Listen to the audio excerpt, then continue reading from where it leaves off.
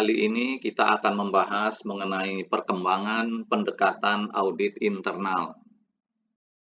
Institute of Internal Auditors atau IIA pada tahun 2009 mendefinisikan audit internal sebagai aktivitas penjaminan dan konsultansi yang independen dan objektif, yang dirancang untuk memberikan nilai tambah dan meningkatkan operasi organisasi.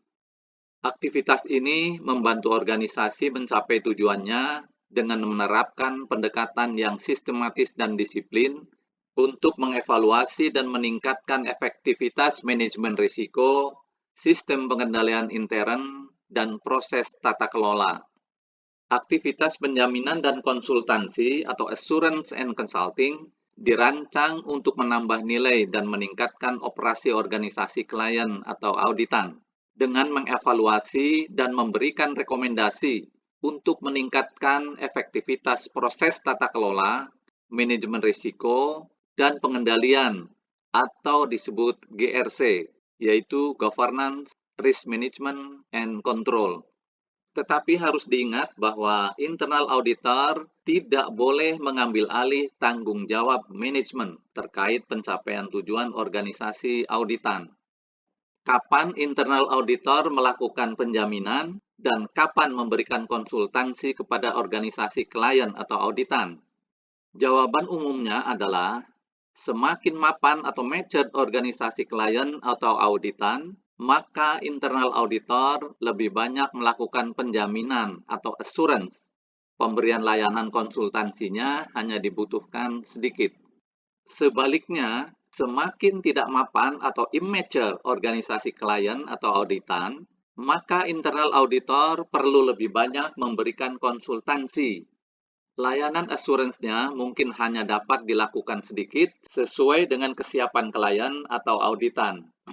Dari periode ke periode, pendekatan audit internal mengalami perkembangan sesuai dengan tujuan auditnya untuk dapat memenuhi kebutuhan organisasi dengan memberikan kontribusi dalam pencapaian tujuan organisasi.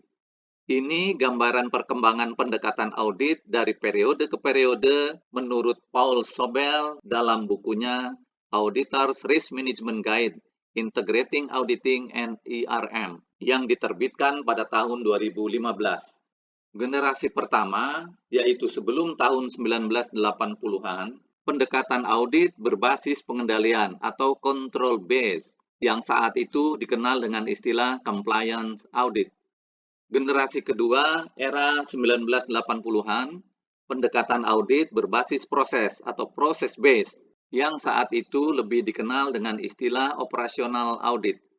Generasi ketiga, era 1990-an, pendekatan audit berbasis risiko atau risk based, dan mulai saat itu istilah audit kinerja atau performance audit menjadi populer. Terakhir, generasi keempat, mulai akhir 1990-an, pendekatan audit berbasis manajemen risiko atau risk management base. Namun demikian, dengan adanya pendekatan audit generasi terakhir, bukan berarti meniadakan pendekatan audit generasi terdahulu. Dalam pelaksanaannya, pendekatan audit mana yang akan digunakan tergantung pada tujuan auditnya dan kondisi yang ada di lapangan, baik dari sisi kapabilitas auditornya maupun dari sisi kematangan atau maturitas manajemen risiko organisasi auditan. Apa perbedaan masing-masing pendekatan atau generasi? Mari kita lihat satu persatu. Generasi pertama, control based. Tujuan auditnya adalah menilai kepatuhan terhadap peraturan, hukum, regulasi, perjanjian, dan kontrak. Fokusnya mengidentifikasikan dan memperbaiki kesalahan dan penyimpangan kepatuhan. Cara pengujiannya adalah menguji substansi dan prediksi statistik, serta menguji kepatuhan. Rekomendasi diberikan untuk memperbaiki penyimpangan dan kesalahan. Pendekatan auditnya dilakukan melalui pemahaman aturan yang mendasari dan mengaudit untuk menguji ketaatan terhadap aturan.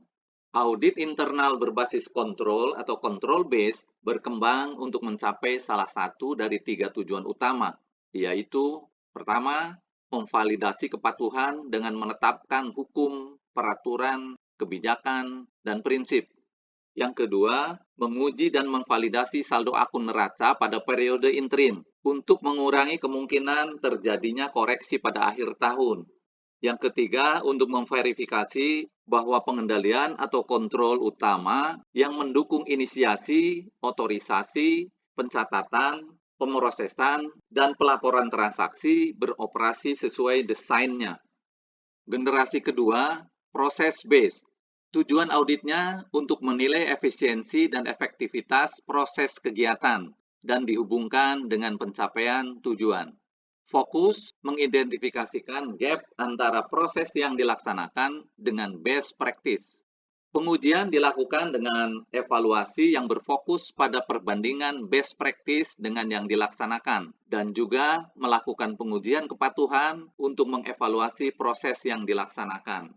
Rekomendasi diarahkan pada perbaikan proses bisnis. Pendekatan audit dilakukan dengan memahami tujuan bisnis atau operasional tertentu, meriset praktik terbaik untuk mencapai tujuan tersebut, dan menentukan seberapa efektif dan efisien proses yang dilaksanakan untuk mencapai tujuan. Dalam audit berbasis pengendalian, benchmarking dengan praktik terbaik seringkali digunakan dalam menilai efisiensi dan efektivitas kegiatan yang diaudit dalam mencapai tujuannya. Dengan membandingkan proses yang ada dengan praktik terbaik, akan diketahui kesenjangan. Auditor kemudian memberikan rekomendasi untuk mengatasi kesenjangan tersebut. Generasi ketiga, risk-based. Tujuan auditnya untuk meyakini bahwa risiko kunci atau risiko utama telah ditangani sampai pada tingkat yang dapat diterima. Fokus mengidentifikasikan pengendalian yang tidak beroperasi secara efektif dalam memitigasi risiko kunci atau risiko utama hingga ke tingkat yang dapat diterima. Pengujian yang dilakukan merupakan kombinasi antara pengujian substantif dan pengujian kepatuhan terhadap risiko kunci atau risiko utama. Rekomendasi diarahkan untuk perbaikan pengendalian pada risiko kunci atau risiko utama. Pendekatan audit dilakukan dengan memahami bisnis tertentu, mengidentifikasi dan mengevaluasi risiko bisnis utama atau risiko kunci, dan menilai seberapa efektif kontrol dan prosedur yang ada dapat mengurangi risiko ini ke tingkat yang dapat diterima. Kontrol dan prosedur yang berkaitan dengan risiko lain tidak dinilai. Pendekatan audit berbasis risiko muncul di era 1990-an seiring dengan makin intensifnya kantor akuntan publik memberikan konsultansi dan melaksanakan peran audit internal bagi kliennya.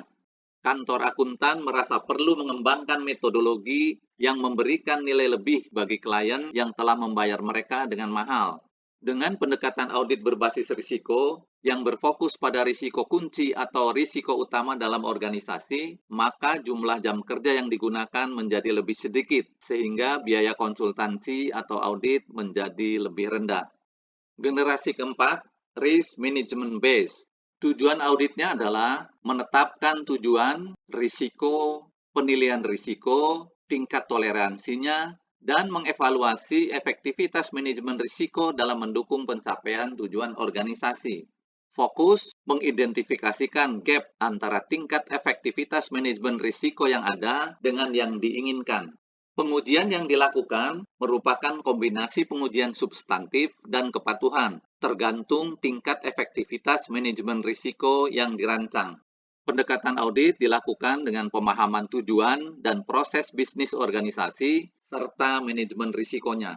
Audit berbasis manajemen risiko muncul seiring dengan perkembangan berbagai model manajemen risiko, khususnya Enterprise Risk Management atau ERM New Zealand Standard yang menyediakan kerangka pengelolaan risiko yang lebih komprehensif dan holistik. Hal ini dikarenakan ada hal-hal yang belum dicakup dalam audit berbasis risiko. Fokus utama dari audit berbasis risiko hanya pada penilaian atas mitigasi risiko kunci pada tingkat yang dapat diterima. Di sisi lain, model manajemen risiko memiliki kerangka yang lebih besar yang mencakup ketepatan penetapan tujuan, toleransi manajemen terhadap risiko, indikator risiko kunci, indikator kinerja, dan kapabilitas manajemen risiko.